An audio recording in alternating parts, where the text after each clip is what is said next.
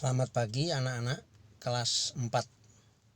Bertemu Pak Ego dalam pelajaran agama pada pertemuan ketiga. Kita buka dengan doa singkat. Dalam nama Bapa dan Putra dan Roh Kudus, amin. Semoga Tuhan beserta kita sekarang dan selama-lamanya. Anak-anak, tema pelajaran kita adalah lingkungan turut mengembangkan diriku sebagai laki-laki dan perempuan. Anak-anak sudah punya buku agama ya. Di tema kedua itu digunakan untuk baca-baca aja di rumah ya. Kemudian kalau kalian ada waktu, itu misalnya ada latihan-latihan untuk diisi, itu diisi saja, dipindah di buku ya, pakai pensil ya. Jadi dengan membaca kalian akan bertambah pengetahuan. Tapi karena kita belajar di rumah dengan cara melalui online seperti ini ya, Pak Ego mengajarnya yang simpel aja ya, yang sederhana saja ya. Jadi diperhatikan ya. Jadi anak-anak dengan tujuan dengan belajar tema yang kedua ini, tujuannya adalah supaya anak-anak memahami bahwa alam semesta adalah anugerah Allah yang harus dipelihara dan dikembangkan. Tujuan yang kedua supaya anak-anak memahami dan menjelaskan antara hubungan ya antara lingkungan alam dan kebiasaan-kebiasaan manusia ya. Kemudian yang ketiga, mensyukuri alam semesta ciptaannya atau ciptaan Tuhan telah menyediakan seluruh kebutuhan hidup manusia.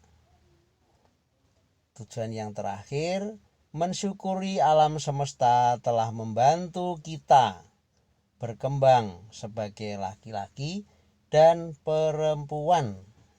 Anak-anak, ini pada pelajaran ini kita lihat gambar ya.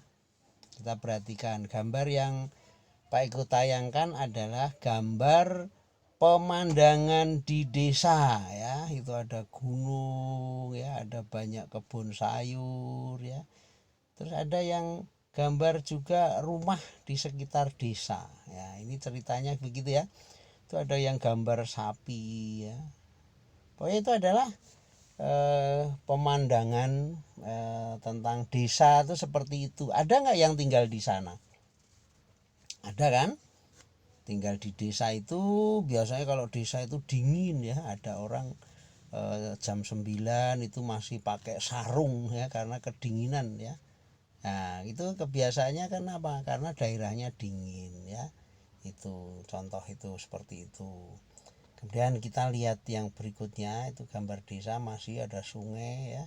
Nah ini gambar berikutnya adalah kota ya. Seperti kita ini sekarang termasuk tinggalnya di daerah kota ya. Daerah kota nggak ada tanah ya, adanya bangunan, gedung ya. Tapi teknologinya canggih ya. Kadang-kadang kita tidak bisa mengejar ya teknologi yang canggih itu ya. Di kota ya, seperti sekarang ini ya, kita belajar ya tidak di tempat yang luas tapi di rumah ya, karena menggunakan HP, menggunakan internet, menggunakan laptop ya. Nah kehidupan di kota kurang lebih seperti itu ya, karena tidak cukup ruang ya. Kalau lebih-lebih sekarang ini suasananya baru pandemi ya, kita belajarnya seperti itu. Itu gambar kota ya, ada gedung-gedung ya, banyak. Itu kalau ditelusuri banyak mobil tapi padat penduduk itu anak-anak. Kemudian yang gambar ketiga ini adalah Pak Ego ngajak kita melihat itu gambar Tuhan Yesus itu juga tinggal di suatu lingkungan ya. Nah kebetulan Tuhan Yesus itu jadul ya, dulu belum ada kota yang seperti kita saksikan atau kita alami, kita nikmati ya. Dulu Tuhan Yesus itu lingkungannya keluarga sederhana, listrik belum ada ya anak-anak ya, itu ya. Tetapi orang tuanya dengan yang sederhana itu Tuhan Yesus belajar tuh. Kalau ada gambar yang sebelah kanan itu Tuhan Yesus sedang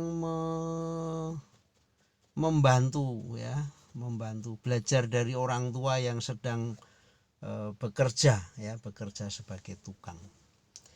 Anak-anak demikian saja ya. Jadi itu 3 hal tadi Pak Eko sampaikan, itu mau menggambarkan apa itu namanya, bahwa manusia itu tinggal di lingkungan ya. Lingkungannya itu ada lingkungan desa.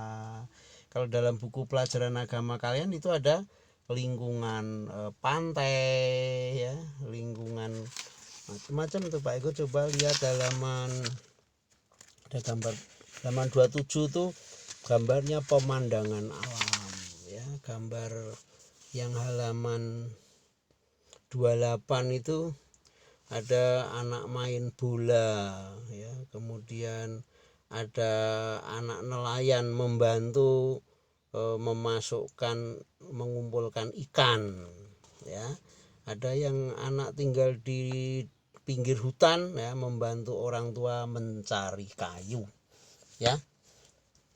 Gitu anak-anak ya, itu temanya bahwa kita hidup berada di lingkungan. Anak-anak sendiri pasti berada di lingkungan ya, di rumah ada orang tua, ada tanaman dan sebagainya ya. Jadi anak-anak belajar pada saat ini Pak Eko ajak belajar sederhana saja ya. Nah nanti kalau kalian membaca tentang Tuhan Yesus ya, itu lingkungan Tuhan Yesus itu dulu dengan apa adanya, tetapi Tuhan Yesus itu belajar dari lingkungan ya. Dia nurut sama orang tua ya, pergi ke bait Allah untuk berdoa ya, kemudian membantu orang tua ya. Pokoknya sikap Tuhan Yesus itu adalah memberi contoh bagaimana kita memanfaatkan lingkungan dengan baik. Anak-anak begitu aja ya, nanti dengan membaca-baca, dengan sedikit keterangan Pak Eko tadi, anak-anak menambah pengetahuan saja. Nah, supaya anak-anak juga ada kegiatan, Pak Eko memberikan tugas yang mudah ya. Ya, nanti tugasnya ditulis di buku dulu ya, di buku diberi nama, diberi hari tanggal ya. Kemudian jangan dikumpulkan dulu. Pak Eko masih punya masalah ya, bahwa HP-nya kalau anak-anak pada ngirim itu HP-nya menjadi nggak bisa dibuka ya. Jadi dikumpulkan dikerjakan di buku saja ya, tapi diberi nama, diberi tanggal. Jadi suatu saat nanti Pak Eko pengen minta dikumpulkan, itu tinggal difoto, dikirimkan ya. Nanti Pak Eko cari media yang memungkinkan. Sekarang Pak Eko ketinggalan banyak hal ya. Jadi sekarang tugasnya dikerjakan aja, tetapi diberi tanda. Pertemuan ketiga, nama, hari, tanggal. Nah soalnya gampang ya, itu ya ditulis nanti, sebutkan lingkungan yang ada di sekitar kalian. Nah ya, kalau di sekitarmu itu ada lingkungan apa, kamu boleh sebut aja yang kamu lihat di lingkungan ya. Ya itu ditulis, misalnya wah di lingkungan saya itu ada keran di luar ya, ada keran yang bisa mengalirkan air ya, ditulis ya. Kemudian ada kebun ya, ditulis ya. Jadi yang kamu tahu ya sebutkan sebisanya ya, yang kamu tahu. Kemudian yang kedua ya, kita berada di lingkungan seperti itu, lingkungan itu berguna apa tidak ya. Nah itu sebutkan manfaat yang dapat kalian peroleh ya. Itu salah ketik ya, peroleh ya, kalian peroleh dari lingkungan tersebut ya. Misalnya kalian menyebut keran, ada airnya tadi, saya bisa menyiram tanaman ya, saya bisa menanam cabai di pot ya. Boleh ditulis ya, oh ada gunanya ya ternyata. saya bisa belajar membantu orang tua mencuci piring, mengepel, ya pokoknya kita belajar dari lingkungan itu ada gunanya, ya. Nah, sebaliknya terhadap lingkungan itu, ya, kalian berbuat baik apa berbuat yang buruk, ya. Misalnya ada anak yang tinggalnya di sungai, kan bagus ya, bisa main sungai, mandi di sungai, tapi perbuatannya malah buruk.